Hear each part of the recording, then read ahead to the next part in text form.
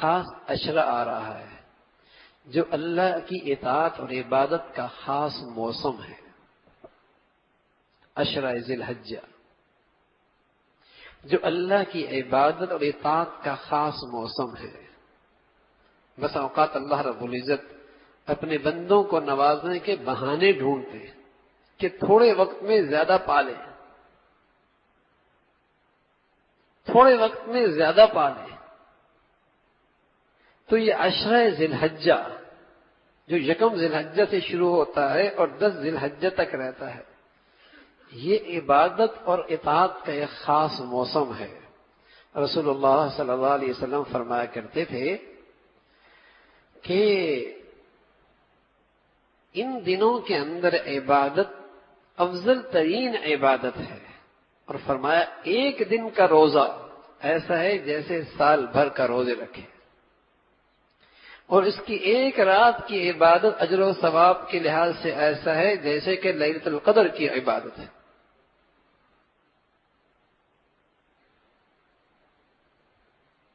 اس کی ایک دن کی عبادت روزہ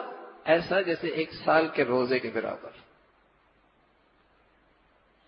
اور جس کی ایک رات کی عبادت اجر و ثواب کے لحاظ سے ایسی جیسے کہ شب قدر کی بقدر۔ اور عرفہ کا روزہ 9ویں تاریخ کا، اس کے بدولت اللہ ایک سال پہلے کے اور ایک سال بعد کے تمام صغیرہ گناہوں کو معاف فرمائے۔ یہ خاص موسم ہے عبادت کا۔ اس میں کچھ مسلمان ایسے ہیں جو اس موسم کی ایک خاص عبادت انجام دیتے ہیں جو صرف اسی موسم میں ادا ہوتی ہے، اور وہ حج کی عبادت ہے۔ حج کی عبادت ہے، اور اس حج کی عبادت میں وہ خوشبو بھی نہیں لگاتے، وہ سلا ہوا کپڑا بھی نہیں پہنتے، وہ بال بھی نہیں کاٹتے، وہ ناخون بھی نہیں کاٹتے۔ تو حضور علیہ الصلوۃ والسلام نے فرمایا کہ اللہ رب العزت کی ان پر ایک خاص بارش ہوتی ہے رحمت کی،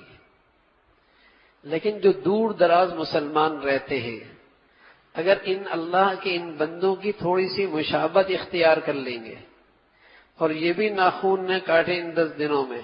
اور بال نہ کاٹیں، اور اس سے پہلے اپنے بال اور ناخون کاٹ لیں اور ان 10 دنوں کے اندر ان کی مشابہت میں یہ عمل نہ کریں، تو اللہ رب العزت ان کو بھی اپنی رحمت سے محروم نہیں فرمائے گا۔